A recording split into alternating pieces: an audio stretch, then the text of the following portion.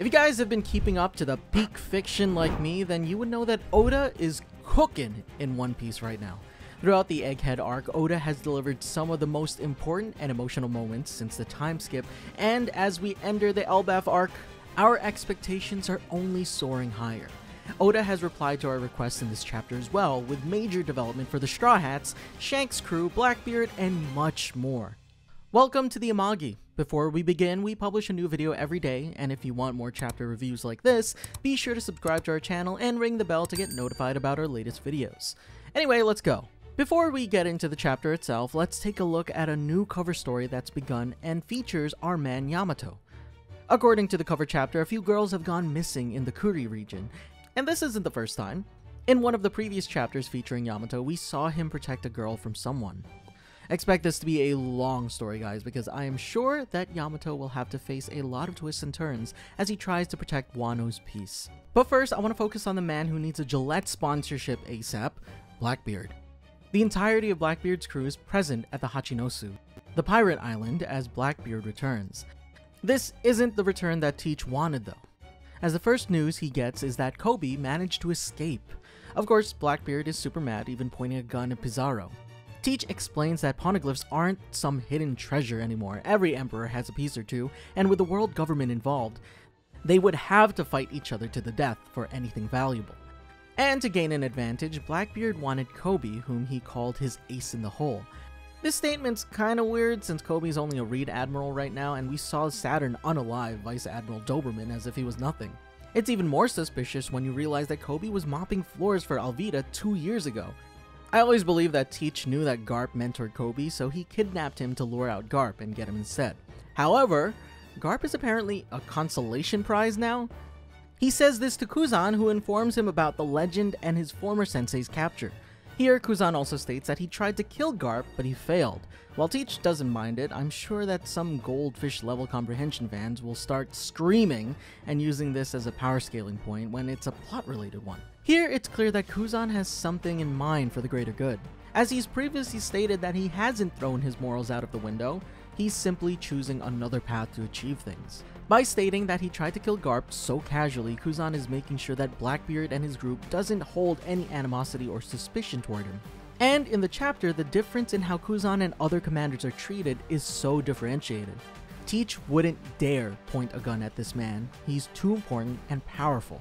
Now, I'm also not saying that Garp would get bodied by Kuzan. I'm sure that he's at least as strong as Kuzan going all out, and there's a chance that he's far stronger even at his age if he can go all out. The point here is that Kuzan never truly went all out. Furthermore, I see a lot of fans say that Blackbeard is getting outsmarted on the internet, and I believe that this isn't the case. Teach should be well aware that there's a good chance that Kuzan might betray him in the near future. In fact, the very existence of the Blackbeard pirates is based on the fact that they're not friends. They simply share interests and goals. Hence, it would make sense that Teach wouldn't throw him out unless he does something damaging. In fact, I believe that Blackbeard is waiting for such a moment to create an opportunity out of it. This is especially true because Kuzan is a Yonko level threat, and having him as an ally, even if for a short period, is gonna be crucial. Now that they have Pudding, Law's poneglyphs, and Saturn's face, Blackbeard is one of the closest pirates to the One Piece. After all, it's the time of change right now, which the revolutionaries have capitalized on. They've managed to damage the gondolas that take food to the Mary Joie, meaning that if this isn't fixed soon enough, then the Celestial Dragons might begin to starve. This might be the first time in ages that the Celestial Dragons as a whole have faced a crisis, and for Blackbeard, it's too big of an opportunity to miss out. While some could think that he could try to eradicate the Celestial Dragons, he still has use for them. Teach can get Pizarro to use his devil fruit powers to deliver food supplies to the elite. We even see Pizarro pick up the ship with Caribou and dock it on the island, so he can definitely transfer the food with some protection. This would be a major help to the Celestial Dragons, and he can earn their favor with ease. After this, Teach can convince them to establish Hachinose as a real country.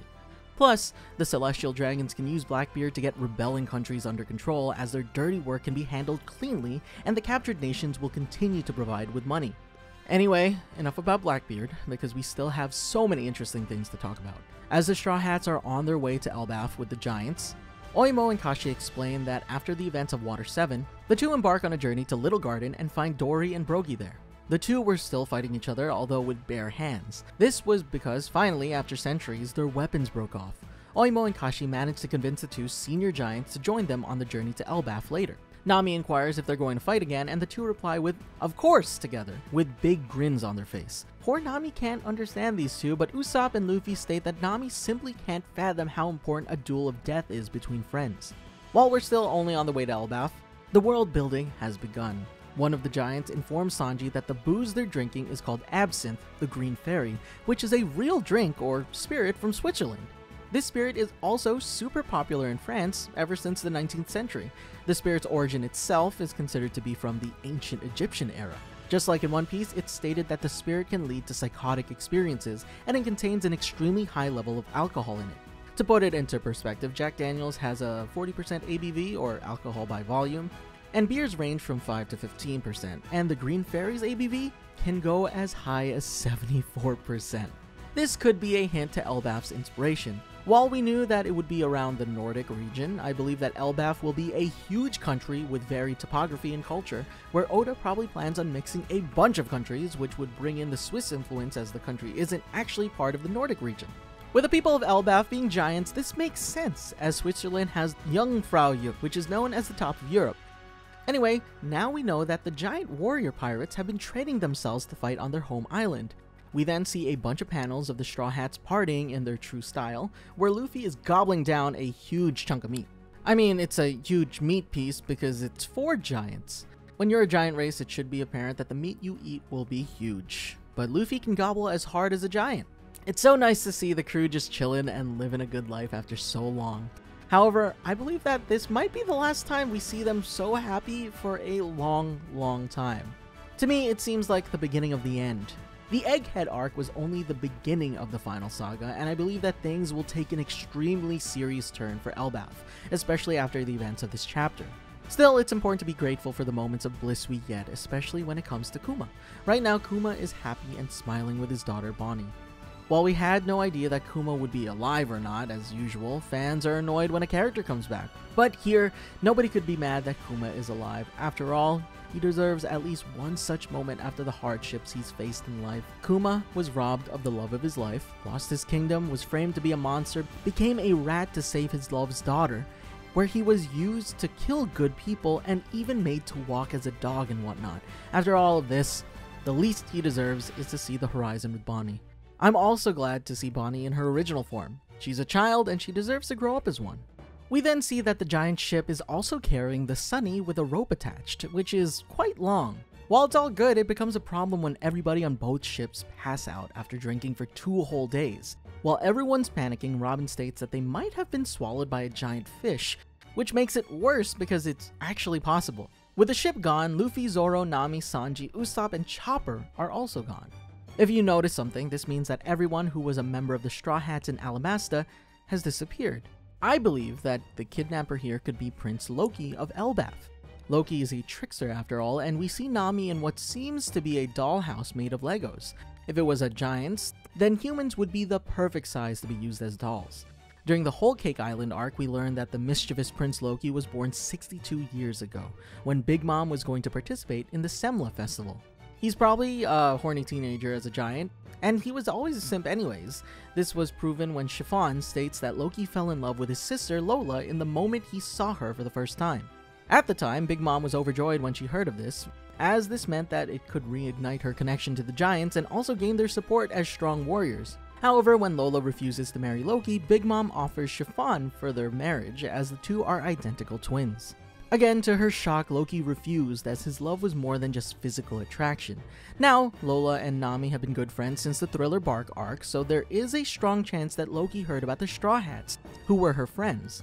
Now, he could be trying to get Nami and others to spill out information about Lola. But we know that Lola is happily married to Gotti of Gang Beiji's crew. So if Loki is aware of this, he might have fallen for Nami instead, who is one of Lola's closest friends. Considering the way that the Straw Hats were kidnapped, there's a chance that they might also reunite with Vivi, who is the final bearer of the X tattoo.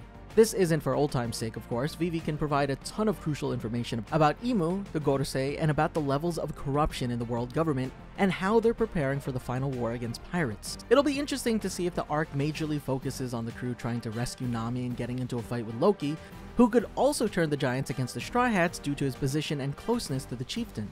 Right now, this is all that we can speculate, but that's okay, because rat-haired Shanks is enough to leave you scratching your head for a week.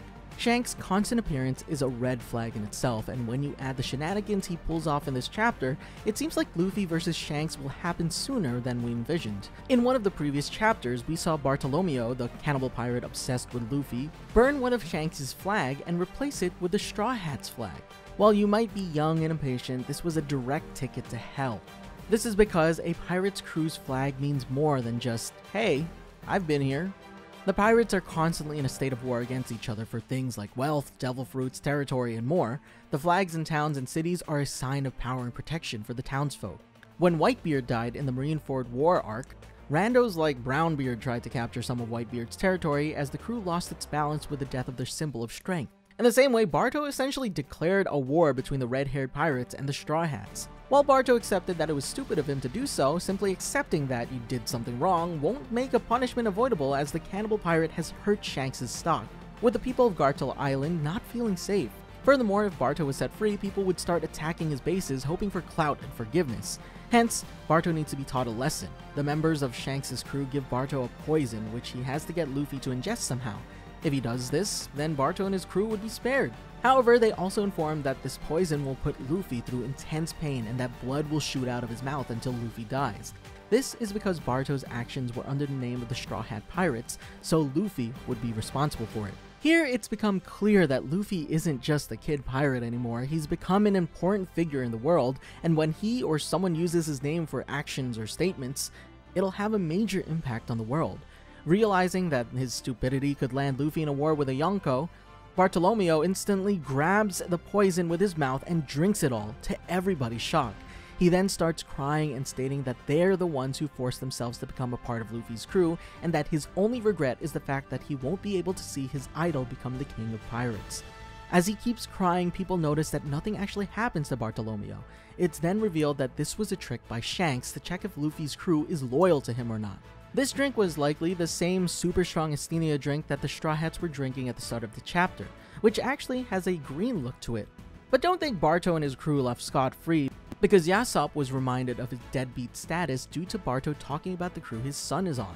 So, bro took out his sniper and one shot destroyed the going Luffy. This is more mind-boggling than cool, because Van Arger, a premier sniper pirate in the One Piece, was barely able to destroy a rock that Beppo was using at point-blank range. Meanwhile, Yasopp completely obliterated an entire ship that was miles away from the coast. This means that Yasopp's long-range abilities are comparable to Garp's. Seriously. Here, it's also important to realize the dynamics of the red-haired pirates and the Straw Hats as well. Both Luffy and Shanks are soft-hearted people. Shanks planned on letting Barto get away with this, and in a similar way, during the Water 7 arc, Luffy wanted to go and bring back Usopp as they were friends. However, back then, Zoro had to remind Luffy that he's the leader, and to lead his crew, Luffy would be forced to take hard decisions, which led to a fight between the two. In the same way, Yasopp decided to destroy the ship for his leader, as the leader's image can't be hurt. Furthermore, it's also important to accept that the red-haired pirates are far more brutal than the Straw Hats, including Shanks. Right at the start of the series, if the ones who were attacked at the bar were the Straw Hats, then they would have only beat up the bandits. Meanwhile, the red-haired pirates annihilated them without a single thought. I don't think that Barto's dead though. His ability can easily protect him and at least some of his crew, and they weren't that far away from the coast either. This isn't as important as the fact that Shanks might be a sly pirate who relies on poison to kill his opponents too. In fact, he's offered something to drink to people so many times. Makes you think. Shanks offered drinks to Higuma when the two met for the first time, and next he gave a drink to Ace as well, who was defeated by Blackbeard.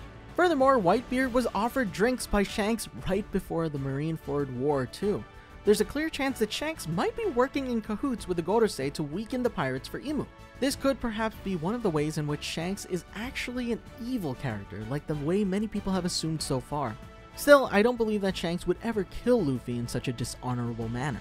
I believe the two might form a Roger versus Whitebeard type relationship where they would meet once in a few months for a fierce battle. Then they would rest together by partying for days. After all, Shanks feels like a proud father or elder brother after Luffy became a Yonko. There's also another theory that Shanks has a twin, which might come into play here.